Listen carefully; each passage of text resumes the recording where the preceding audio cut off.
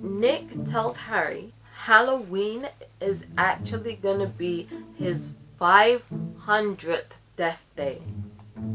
A bunch of ghost horses burst into the room with headless horsemen riding them.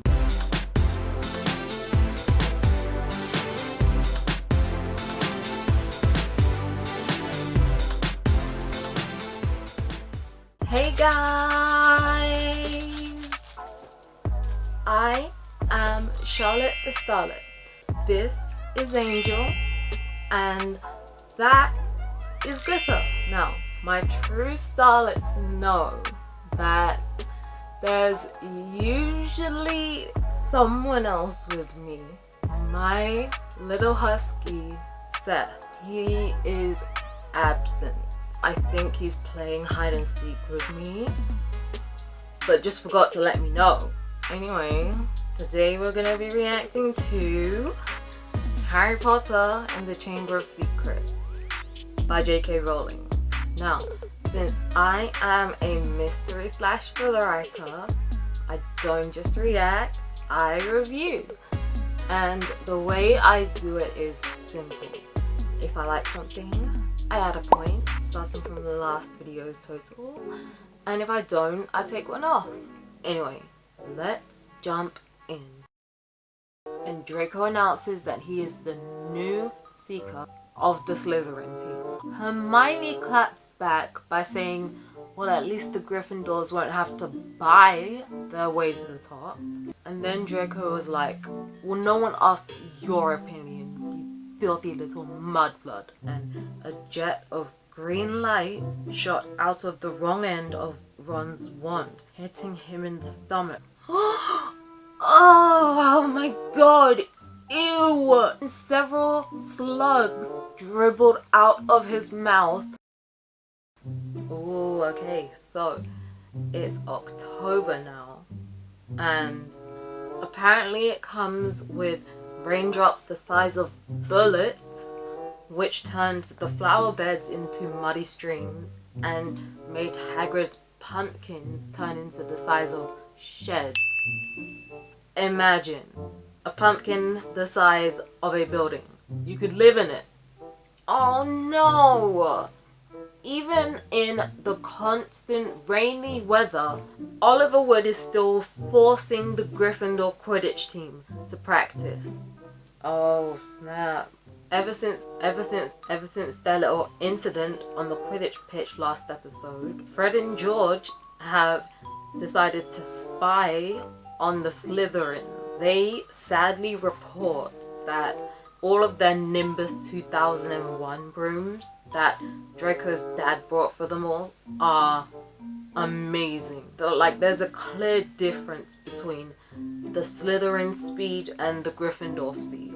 Anyway, one day Harry comes across Nearly-Headless Nick in the corridor. Yo, this is a really nice description of Nearly-Headless Nick. It says he wore a dashing plumed hat on his long curly hair and a tunic with a ruff which concealed the fact that his neck was almost completely severed.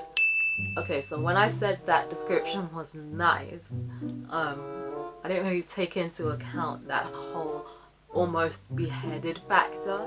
That's a bit gross, but the rest of it is good, y'all.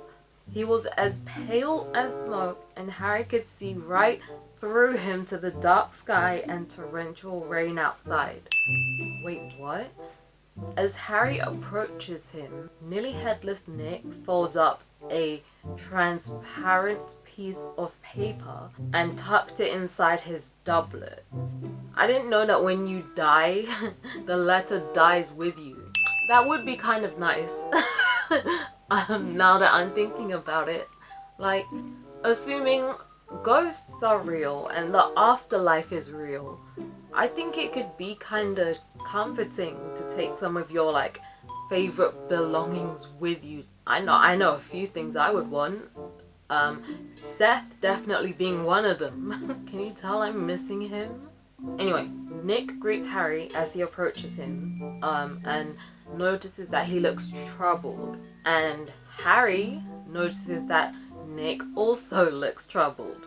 When Harry mentions that, Nearly-Headless Nick takes out that letter that he just put away and reads it to Harry. It says we can only accept huntsmen whose heads have parted company with their bodies. You will appreciate that it would be impossible otherwise for members to participate in hunt activities such as horseback head juggling and head polo. What? It is with the greatest regret, however, that I must inform you that you do not fulfill our requirements. With the very best wishes, Sir Patrick Delaney Podmore. Damn. The thing that he got rejected from is something called the Headless Hunt. At first, Nick was trying to like keep his cool, but eventually he can't really hide it anymore and he just explodes. Nick is over here like, how could they not let him join when he got hit 45 times in the neck with a blunt axe? I guess that's how he died then. I'm sorry, but what kind of circus is this Headless Hunt thing? Horseback head juggling and head polo? Bruh. And Nick wants to take part in that. Yikes. Oh my days. After that, Nearly-Headless Nick runs to Harry a little bit more. Then he takes a few heavy breaths in and out. Then calmly asks Harry, so what's bothering you? Oh snap. Right as Harry is halfway through explaining the Quidditch situation, he gets interrupted by a meowing sound. Oh, Mrs. Norris, of course. Hey, Nick is one of the cool ones. When they both spot Mrs. Norris, Nick tells them that he better get out of there quick because Filch ain't in a good mood today. Like, when is he ever? Oh, he's in a bad mood because not only does he have the flu, but some students decided to plaster frog brains all over the ceiling somewhere, and Filch has just spent the whole morning cleaning it up. So if he were to see Harry dripping in rain and mud from Quidditch practice, he will not be happy. No! Harry actually gets caught by him. Oh, ew. Okay, so Filch takes Harry to his office, and it says that it was a dingy, windowless room with a single oil lamp.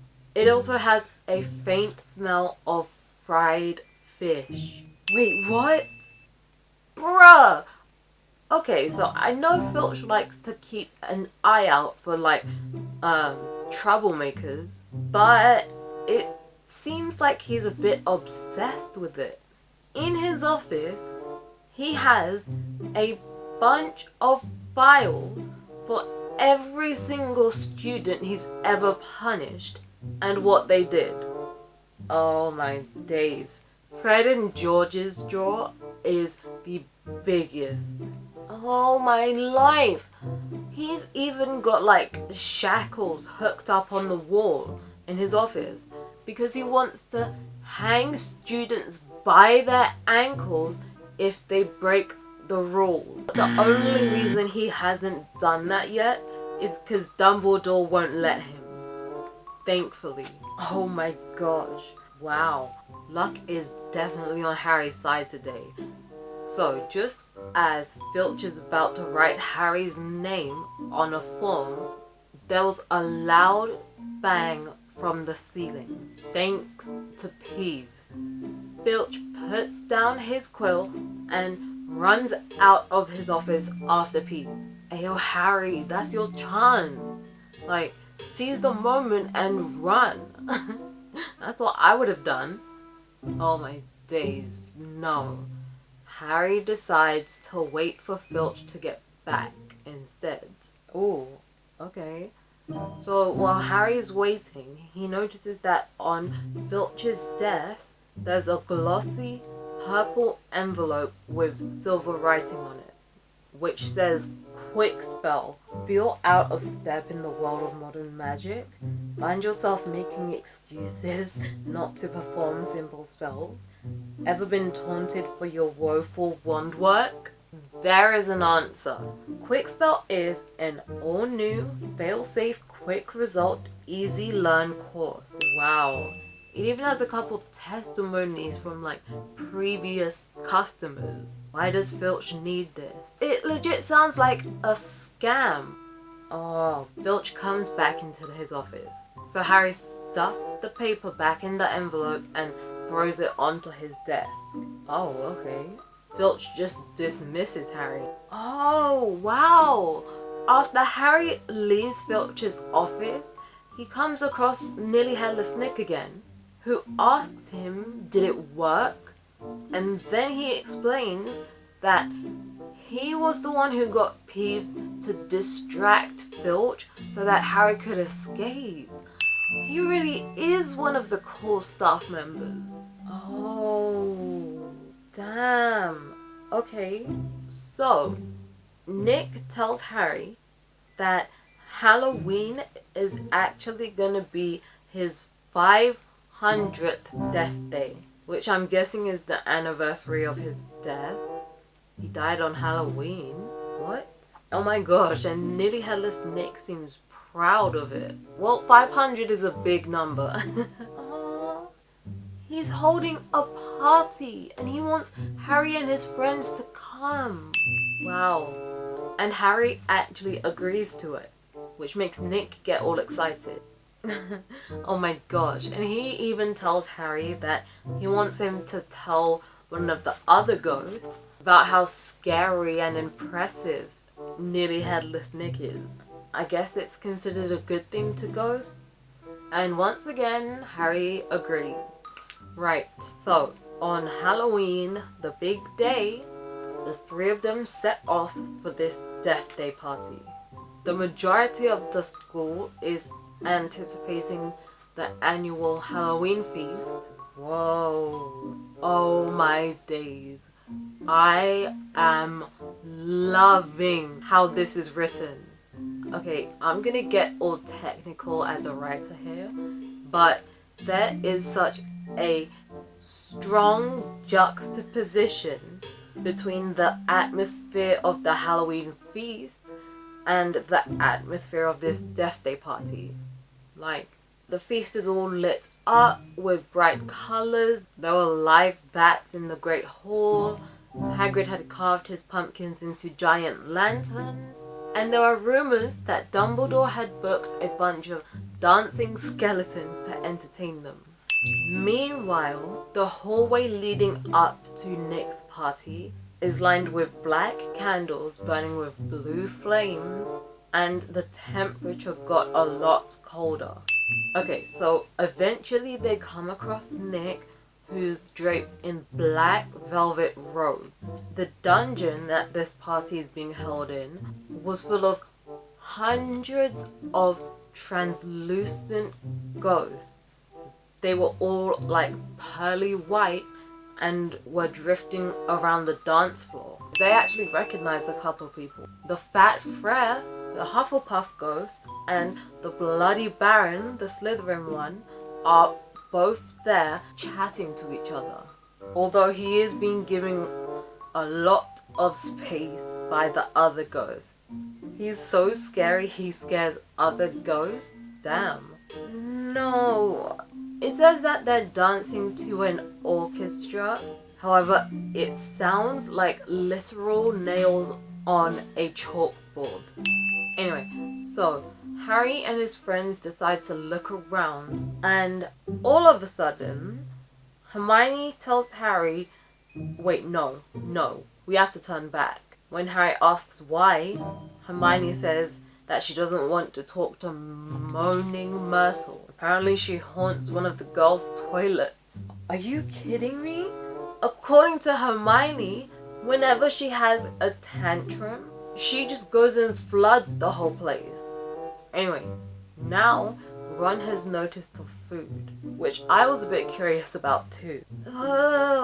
At first, the three of them approached the food table like enthusiastically, but when they got closer to it, they were hit with a disgusting smell. It says that large rotten fish were laid on handsome silver platters, cakes burned charcoal black, a great maggoty haggis, a slab of cheese covered in furry green mold, and in pride of place, an enormous grey cake in the shape of a tombstone with tar-like icing forming the words Sir Nicholas de Mimsey Porpington, died 31st October 1492.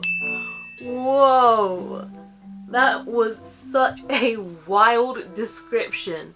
De Mimsey Porpington. Are you kidding me? Is that his real last name? Oh wow. According to Hermione, ghosts tend to let food rot because it gives them a stronger taste. Right, so then Nearly-Headless Nick comes along. He asks if they're enjoying themselves, and even though they're not, Harry and his friends say yes, they are. Apparently, Nick is preparing to do a speech for this party in just a few minutes. What? So, right as Nick is about to take to the stage, a bunch of ghost horses burst into the room with headless horsemen riding them. Don't tell me this is the Headless Hunt that Nick wanted to join. They all stop on the dance floor, and then the leader gets off his horse and greets Nearly-Headless Nick. Oh, this is the Sir Patrick that was mentioned. So far, this Sir Patrick guy and his Headless Hunt gang have only come to ridicule Nick. Sir Patrick is literally making jokes at his expense. He asks him if he's still hanging in there, and then he announces to the whole party that Nick is still upset about not being allowed to join the Headless Hunt. And he says to the audience, I mean, look at him. And he gestures to Nick, clearly implying that he's not fit to join. And the worst part is, the whole crowd laughs. They're just eating up this Sir Patrick guy. Like, oh, how humiliating. On your death day as well. What? This is horrible. Like, Nearly-Headless Nick is still on the stage trying to make his speech. Meanwhile, not only are Sir Patrick and the others making fun of him, but now they've also started playing head hockey right in the middle of it. And they're stealing the attention of all the other partygoers. Like, poor Nick. Eventually, Nearly-Headless Nick just gives up on his speech, because he can see that everyone prefers to watch head hockey. As Nick comes off stage, the orchestra strikes up again, the rest of the ghosts return to the dance floor. Meanwhile, Harry and his friends have had enough and decide to go back to their common room. Anyway, that is where I'm gonna leave it for this episode. I hope you guys enjoyed this video. If you did, make sure to give the like button and the notification bell a little kiss, and subscribe to become a Starlet. Don't forget to follow me on Snapchat, Twitter, Instagram, Tumblr, and Patreon, where you can get access to exclusive videos, get yourself a shout out in these, and I'm planning on doing some giveaways soon. Anyway, I'll see you guys later. Bye!